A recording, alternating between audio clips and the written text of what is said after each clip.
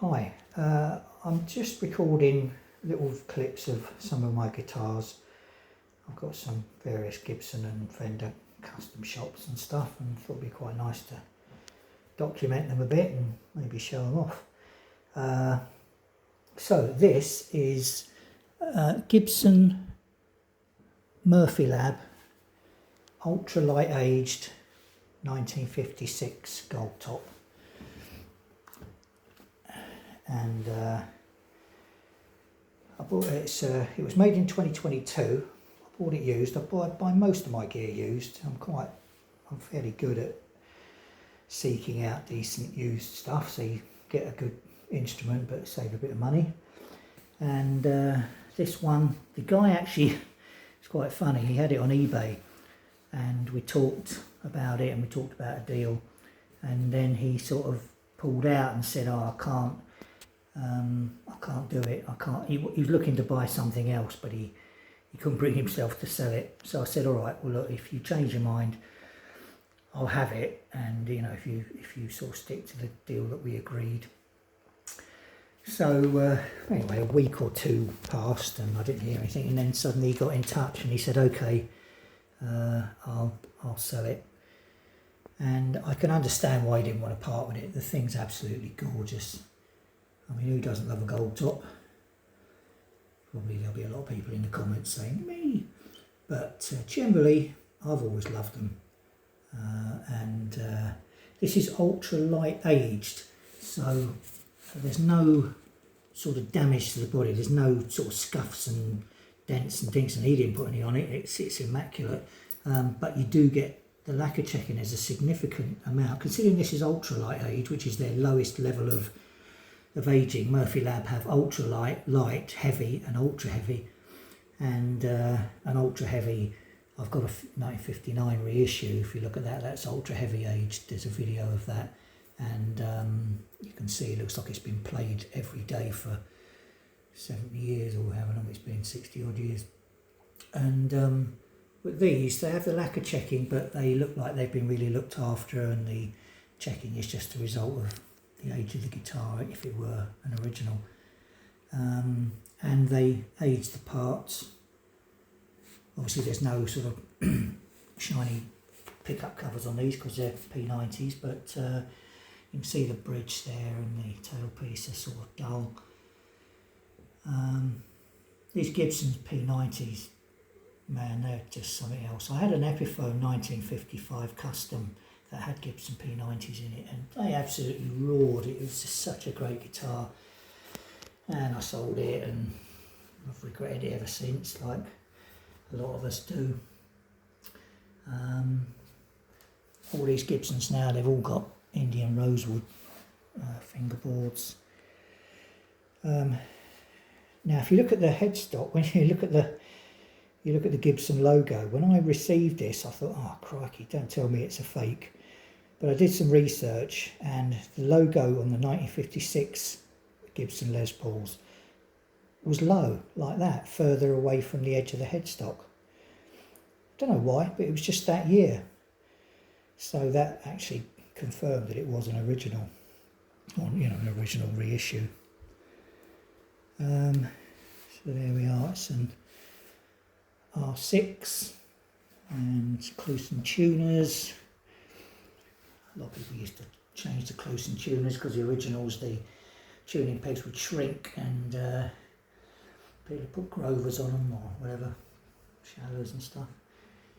Really lovely colour. Even the neck is quite hard to to capture, but look, you can see. Oh yeah, you can see it there. There's lacquer checking. Same on the front, although I didn't actually film that. I will do that in a sec. But I mean, you can see. I'm only using my phone camera or phone video camera. It's not great, but just a lovely back on it, and it has got lacquer checking on. Oh no, it's something. If you just catch the light right, you can see it. But it's, you know, it's a bit subtle, and you'll notice that it's got the black disc. All these custom shop guitars, Murphy Lab and other just custom shop, they come with a medallion, and they all came, all the ones I've got several, and they all came with a medallion. You can see them on the videos I'm posting. But I take the medallion off and put it in the case, and the black discs come in the case for that very reason. And I just think that they go to all this trouble to make these look original, or as close to originals as they can. And then they have this medallion on the back, which I know it does denote that it's a reissue, but you know, nobody's trying to kid anyone here. You know, unless you're an absolute novice with guitars, and you know, I suppose you might be duped into thinking it's an original 56, but certainly my 59 reissue you could. It's incredible. You check out the video I've done, because it's just, the finish on it is out of this world. Having said that, a lot of people get bent out of shape when you talk about relicking and stuff. They all have a nosebleed and say, oh, you need to put battle scars on it, and you know, do it yourself, and it's all fake, blah blah blah. And my answer is, I couldn't give a toss. I can afford them, they're expensive, but I'm lucky enough to be able to afford them. I haven't got enough miles left on the clock to gig. I have gigged in bands before, and I played bass in a band for several years. So these are just for my own amusement. They don't go out the house, I use them at home. And so the fact that they look relict is just for my own pleasure. And they sell enough of these things, so it's not like people generally don't like them and Gibson are trying to force them on anyone. They're very popular. So, you know, I've never known anybody, like guitarists, get bent out of shape when they don't like something. You know, as if they are kind of judge, jury and executioner and sort of thing. You know, if you like something and you can afford it, have it. It's not hurting anybody else. All it's hurting is my bank balance. So there we are. So that is, and I named it, I always thought naming guitars was a bit daft. Oh, you can see a bit of a lack of checking on the front. I always thought naming guitars was a bit daft, really.